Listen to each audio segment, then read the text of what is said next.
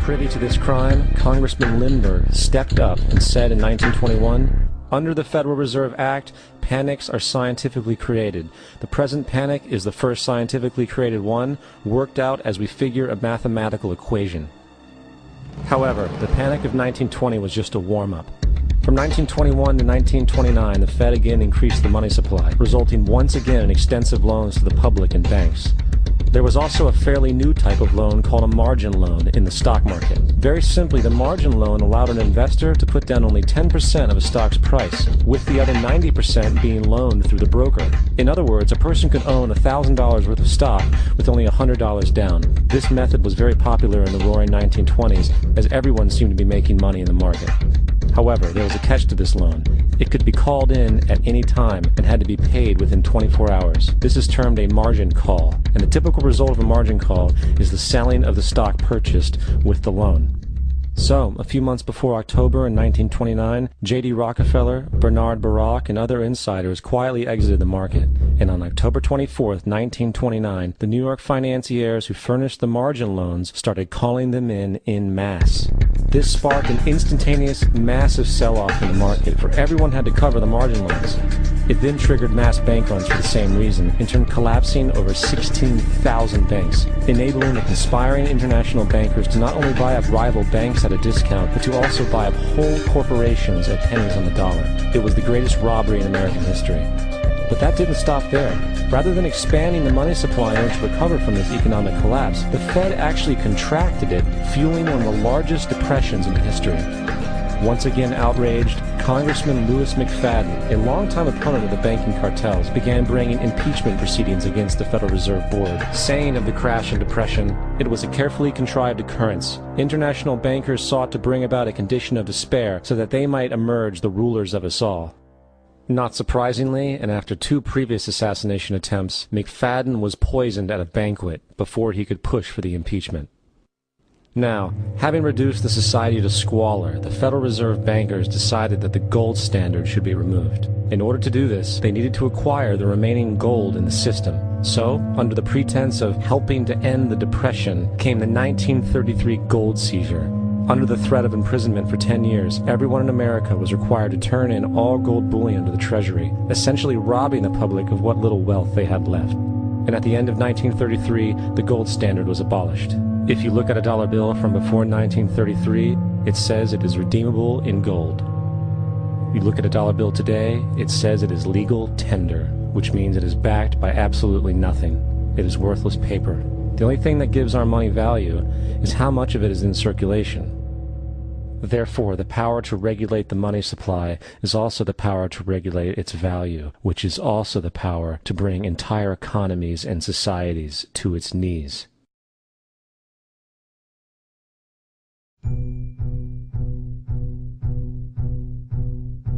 It's important to clearly understand, the Federal Reserve is a private corporation. It is about as Federal Express. It makes its own policies and is under virtually no regulation by the U.S. government.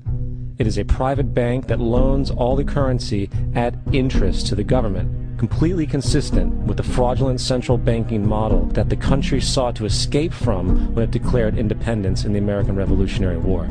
Now, going back to 1913, the Federal Reserve Act was not the only unconstitutional bill pushed through Congress. They also pushed the federal income tax.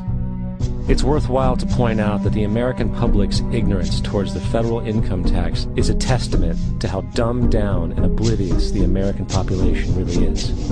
First of all, the federal income tax is completely unconstitutional, as it is a direct, unapportioned tax. All direct taxes have to be apportioned to be legal based on the Constitution. Secondly, the required number of states in order to ratify the amendment to allow the income tax was never met, and this has even been cited in modern court cases.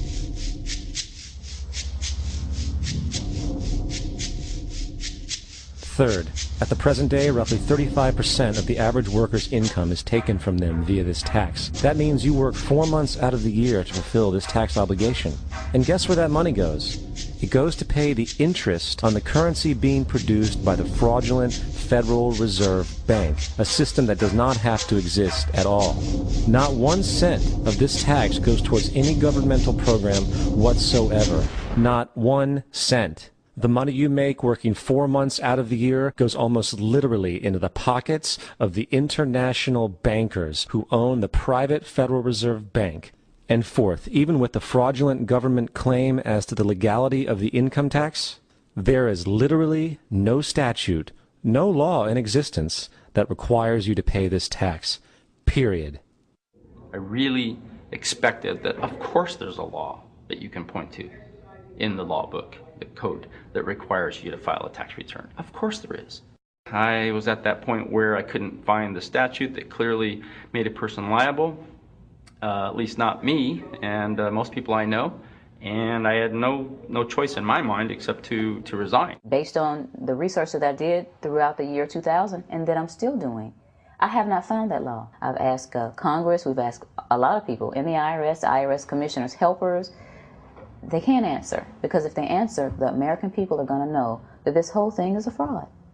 I haven't filed an federal income tax return since I left. I have not filed a tax return since 1999. The income tax is nothing less than the enslavement of the entire country. Now, the control of the economy and the perpetual robbery of wealth is only one side of the Rubik's Cube the bankers hold in their hands. The next tool for profit and control is war. Since the inception of the Federal Reserve in 1913, a number of large and small wars have commenced. The three most pronounced were World War I, World War II, and Vietnam. World War I. In 1914, European wars broke out centered around England and Germany. The American public wanted nothing to do with the war. In turn, President Woodrow Wilson publicly declared neutrality. However, under the surface, the U.S. administration was looking for any excuse it could find to enter it. Woodrow Wilson's top advisor and mentor was Colonel Edward House, a man with intimate connections with the international bankers who wanted to end the war. In a noted observation by Secretary of State William Jennings, the large banking interests were deeply interested in the World War because of the wide opportunities for large profits. It's important to understand that the most lucrative thing that can happen for the international bankers is war, for it forces the country to borrow even more money from the Federal Reserve Bank at interest. In a documented conversation between Colonel House, Wilson's advisor, and Sir Edward Grey, the Foreign Secretary of England, regarding how to get America into the war, Grey inquired, "What will Americans do if Germans sink an ocean liner with American passengers on board?" House responded, "I believe that a flame of indignation would sweep the United States, and that by itself would be sufficient to carry us into war."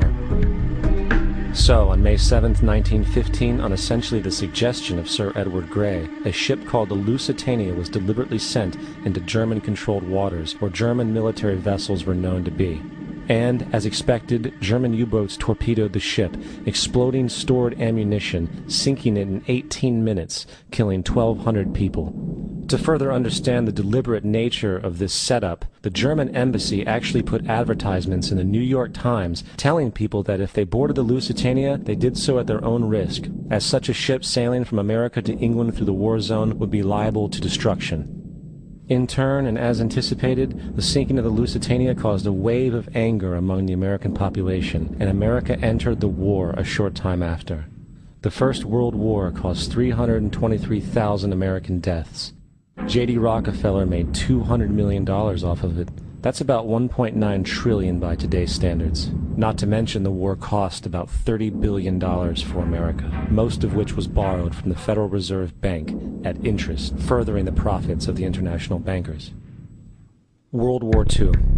On December 7, 1941, Japan attacked the American fleet at Pearl Harbor, triggering our entry into that war. President Franklin D. Roosevelt declared the attack was a day that will live in infamy. A day of infamy indeed, but not because of the alleged surprise attack on Pearl Harbor. After 60 years of surfacing information, it is clear that not only was the attack on Pearl Harbor known weeks in advance, it was outright wanted and provoked.